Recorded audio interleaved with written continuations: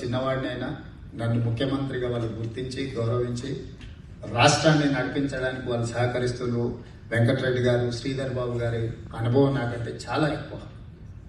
వాళ్ళకున్న అనుభవం అంతా రాష్ట్రాన్ని ముందుకు నడిపించడానికి బేసిజాలు లేకుండా సహకరించి తెలంగాణ రాష్ట్రాన్ని అభివృద్ధి పదం వైపు నడిపించడానికి వాళ్ళు శాయశక్తుల ప్రయత్నం చేస్తున్నారు. నేను మిమ్మల్ని కోరుకునేది ఒకటే, మీరందరూ సహకరించండి, మీరందరూ రండి తెలంగాణ, మీ శాయశక్తుల ప్రయత్నం చేయండి. హైదరాబాద్ నగరం మీకు అందరికీ తెలుసు, కులీ కుతుబ్ షాహీ మొదలు పెడితే నిజాం దాన్ని కొనసాగించి, అదేవిధంగా సికింద్రాబాద్ నగరాన్ని నిజాంతో పాటు బ్రిటిషర్స్, కాంగ్రెస్ ప్రభుత్వం అభివృద్ధి చేసి, సైబరాబాద్ గురించి నేను చెప్పాల్సిన పని లేదు, చంద్రబాబు నాయుడు గారు మొదలు.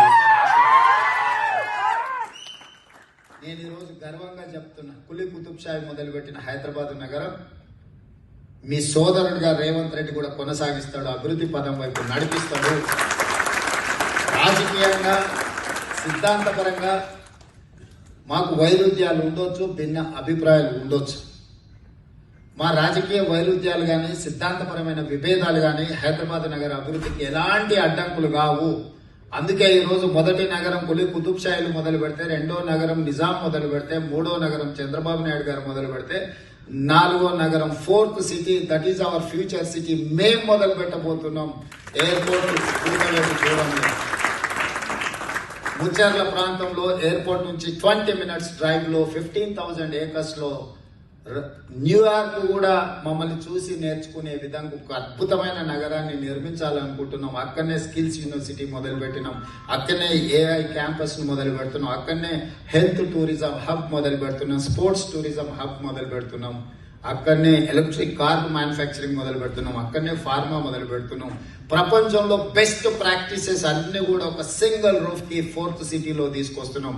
అది ప్రపంచం ఎదుర్కొంటున్న అన్ని సమస్యలకు పరిష్కారం చూపించే ఫ్యూచర్ సిటీగా ఈ రోజు మేము తీర్చిదిద్దబోతున్నాము. ఆ ఫ్యూచర్ సిటీలో మీరు భాగస్వాములు కాండి.